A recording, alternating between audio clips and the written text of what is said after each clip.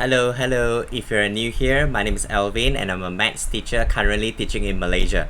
So today we're gonna learn product of its prime factors. Are you ready? Let's go. Okay, let's look at example 1. Expressing number as a product of its prime factors. Let's read question 1. Write 12 as a product of its prime factors. Okay, now I want you to write 12 equals to. Okay, so write 12 equals to. Then think about two numbers multiplied together become 12. Okay, so I can give you the first one, 2 times 6. Okay, so 2 times 6 will give you 12. Now what you need to do next is you are going to break the number if you can break it down, right?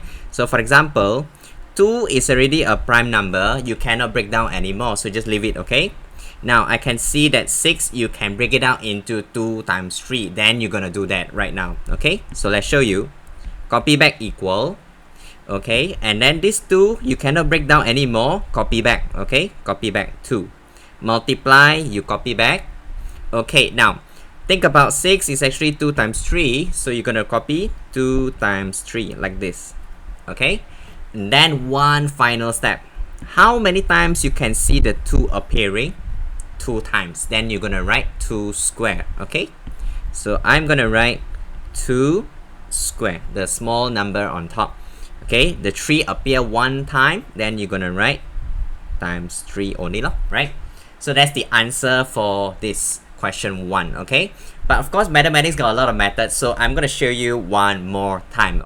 So 12 I can write down as 1 times 12. Maybe you're saying that this one cannot, okay, because you can't break down 12 again and again writing 1 times 12, so you can't do that. Okay, think about another possibility. Okay, so I want you to write 3 times 4 instead. Let's write 3 times 4. Okay, now 3 cannot be broken down anymore. It's actually a prime number already, so you're gonna copy again one more time. 3 times, okay, then 4 you can break down into 2 times 2. Let's do that. So 2 times 2.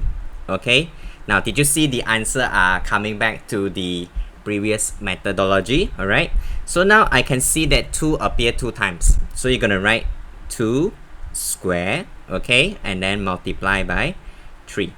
So in the end the answers are gonna be the same, just that the methods are different. Both are correct. Okay, so that's question 1. Do question 2. Alright, write 8 as the product of prime factors. Okay, so one more time, you're just gonna write 8 equals to, and then think about the combo, the two numbers multiplied together to become 8. So I'm gonna write 2 times 4. Okay, don't write 1 times 8. Write 2 times 4. Okay, now 2 cannot be broken down further, so you're gonna copy back 2. Multiply, also you copy back. Now 4 can be broken down into 2 times 2 again. Okay, so that's it. We can't break down any more numbers. So appearing 3 times, then you're gonna write 2 and then cube on top. Okay, 2 to the power of 3, and that's the final answer. Hey, by the way, don't forget to like the video and subscribe to my channel for mathematics. Okay, so do you prefer the light background or the darker background? Comment below. Okay, question 3. I purposely choose this question for you. So write 17 as a product of its prime factors. Now if you can use the calculator and check by yourself, 17 is a prime number. You can't do any multiplication except for 1. Okay, so in this case so we're gonna write 17 is equals to 1 times 17.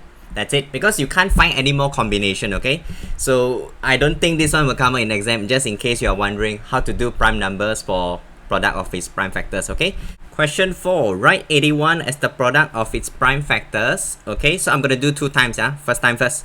So write 81 equals to, and then you're gonna think about two numbers multiplied to become 81. So I am gonna do 9 times 9 first.